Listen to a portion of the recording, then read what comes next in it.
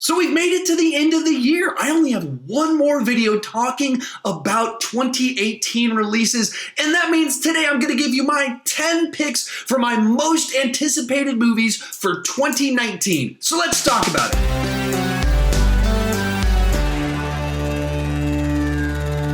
If you're new here, my name is Chandler, and I started this channel essentially because I was driving everyone around me crazy talking about movies way too much. If you can relate, you're probably in the right place and consider clicking that subscribe button. As I go into this list, these are always really difficult for me to make because some of these movies come out in a few weeks and we've seen multiple trailers from them, and others are a year away and we don't even know the title of them. And so I'm basing all of my anticipation on all kinds of different things. I'm going to forget some things. Last year, I forgot to include Mission Impossible Fallout. Like that sort of stuff happens. So be sure to tell me down below in the comment section, which movies are you excited about? Which movies do you think I should be excited about? Let's have a nice, lively, respectful conversation about it. Also, be sure to come back on January 1st when I'm going to do a live stream where I'm going to rank every single 2018 release that I saw from the worst to the best. It's going to be about 88 movies. My ranking like this from last year was 3 hours long. With that said, let's get started with some honorable mentions of movies we haven't seen a trailer for yet. First up, we've got Hobbs and Shaw, the Fast and the Furious spinoff. These are two of the most fun characters in the franchise, and this is just my Taco Bell franchise, so I'm very excited to just have dumb fun with this movie. Next up, The Joker. Now, this is one that I need to see a trailer before I get really excited about it because it's such an odd thing for them to do to make a Joker standalone movie. So this movie to me feels like it's either going to be awesome or awful, and I haven't seen a trailer yet, so I don't know which one I think it's going to be yet.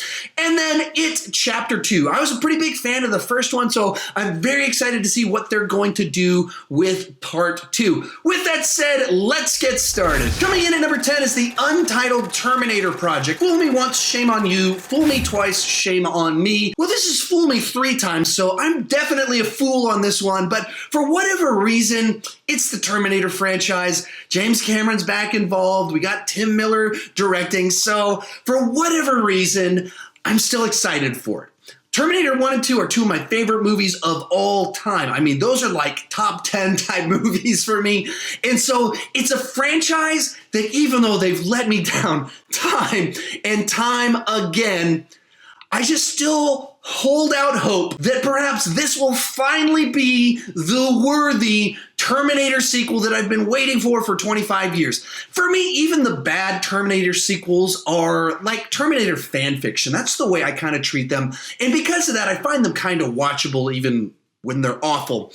And so I know I'm a fool, but I'm excited for it. Coming in at number 9 is Dragged Across Concrete. Now, this was actually in my most anticipated list from last year, and then the movie debuted at the Venice Film Festival, but it doesn't have a release date yet, so maybe it's going to be on my most anticipated for 2020 list as well. But if you don't know what this movie is, essentially it's the next movie from the director of Bone Tomahawk and Brawl in Cell Block 99. He does like these slow build, kind of weird movies with an odd tone to them. They're both kind of grounded and over the top at the same time.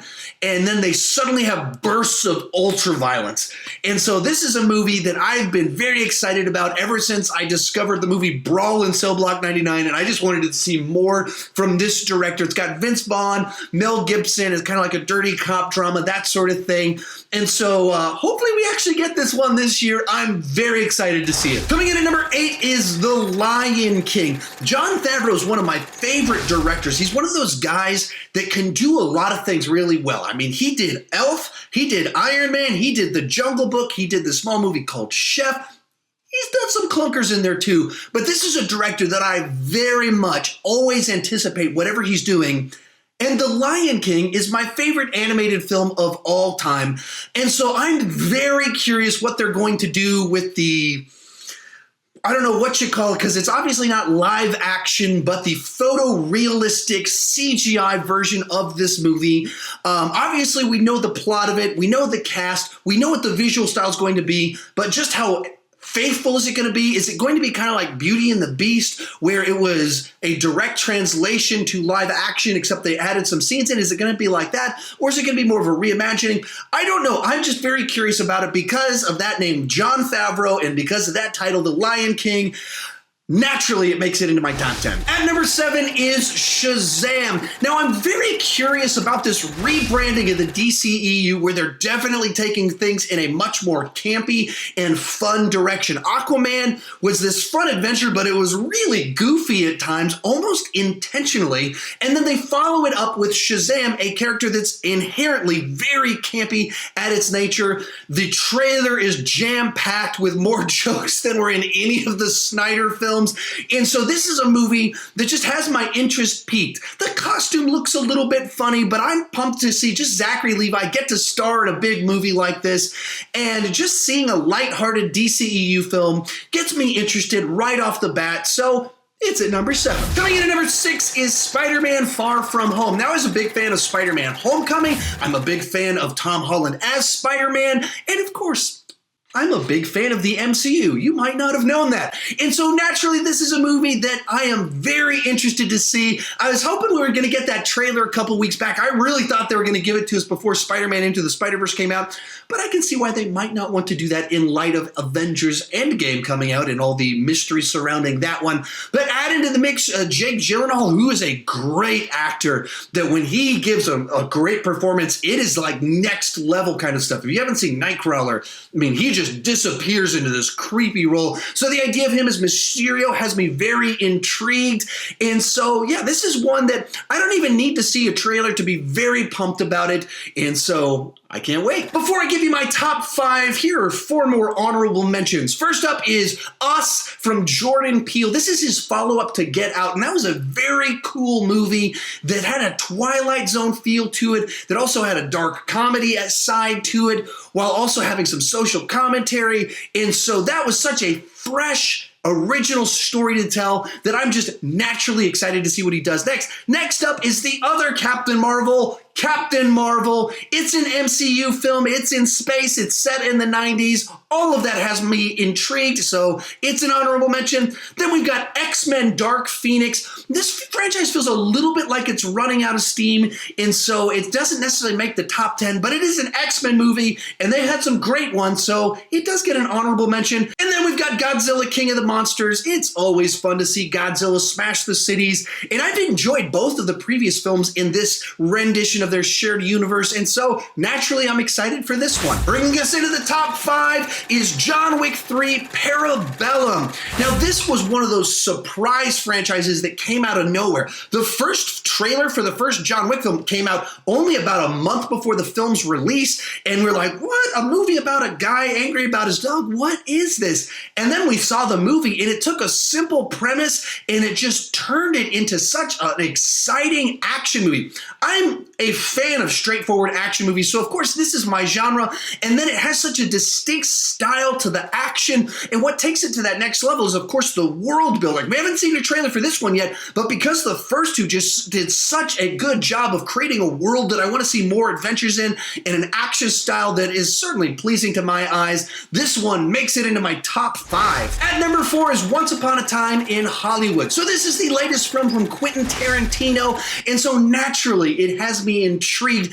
Add to that, it's about the Manson family, and so that's a very weird piece of Hollywood history and American history that is just prime ground for a great film. Except even more interesting, it's a Quentin Tarantino take on that. And so he does like these alt history tales where he does alternate timelines and stuff, where we see things where he just makes up history for the sake of telling some fantastical exploitation film out of it.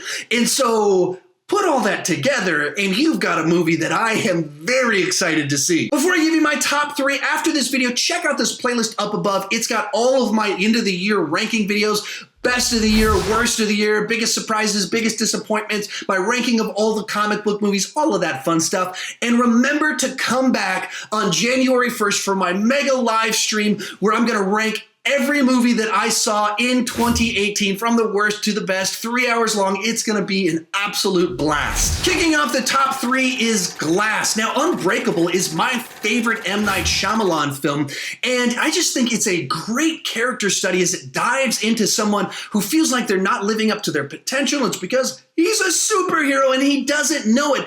And what makes it so cool is that this movie came out before the superhero craze started. Before we started having all of these movies coming out every single year, there was this movie called Unbreakable and had this great study of the genre that was kind of a counter to the blockbusters in the genre, where this one is slow-paced and diving into the characters. So the idea that we're going back to this character almost 20 years later and following up Split, I am just so excited to see what they're going to do with this movie, and if M. Night Shyamalan truly is back, and is this going to be another great film from him? So this one makes it into my top 3, and we're just a few weeks away from actually getting to see this movie. Our runner-up is Star Wars Episode 9. Now, I'm in the camp where I was disappointed by Star Wars The Last Jedi, but I didn't hate it, and I don't think it's the worst Star Wars movie. And I'm actually a really big fan of J.J. Abrams, and I thoroughly enjoyed The Force Awakens. So having him return to direct this film gives me hope that it'll be a nice course correction to going back to just being a great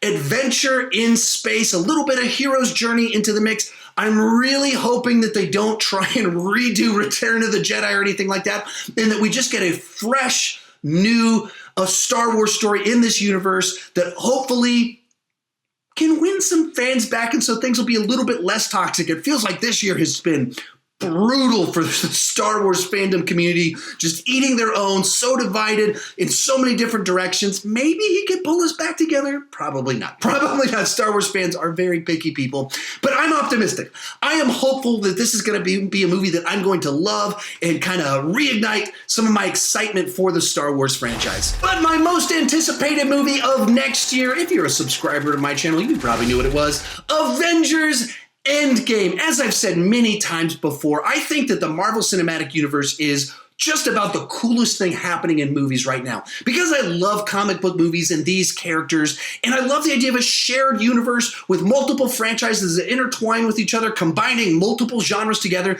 and this big master plan where they can really build to these big, massive events. I just think that's awesome that we're in a place where this is happening. And if you checked out my video from yesterday, if you haven't, it's right up here. My best movies of last year.